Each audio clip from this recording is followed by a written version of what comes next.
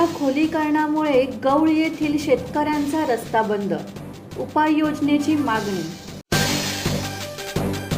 देवळी तालुक्यातील गौळ येथील शेतकऱ्यांची मौजा अडेगाव शिवारात शेती असून गौळ ते अडेगाव पाधन रस्त्यावर नाला खोलीकरण केल्याने शेती वहिवाटीचा रस्ता बंद झाला आहे। त्यामुळे शेती कसायची कशी असा गंभीर प्रश्न शेतकऱ्यांसमोर उभा राहिला आहे।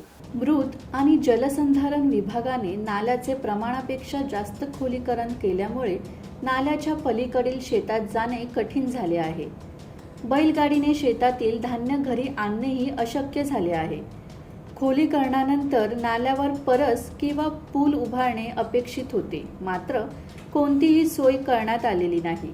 यामुळे शेतीची कामे ठप्प होण्याची वेळ आली असून तातडीने नाल्यावर रस्ता किंवा पूल उभारून देण्याची मागणी शेतकऱ्यांनी जिल्हाधिकाऱ्यांकडे निवेदनाद्वारे केली आहे।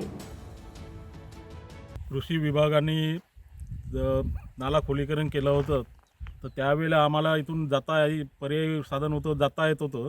पण आता जे जलसंधारण विभागाने खोलीकरण केलं आहे त्याच्यामुळे आम्हाला खूपच अडचण आली आणि आमचे मालक कोण्या पद्धतीने काढावं हे आम्हाला काहीच समजून नाही राहिले। करिता जलसंधारण विभागाने आमचा रस्त्याची वहिवाट बरोबर करून देण्यात यावी हीच आमची मागणी आहे।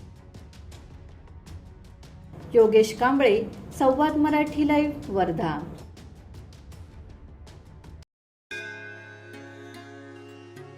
श्री गणपती संस्थान महड, तालुका खालापूर, जिल्हा रायगड।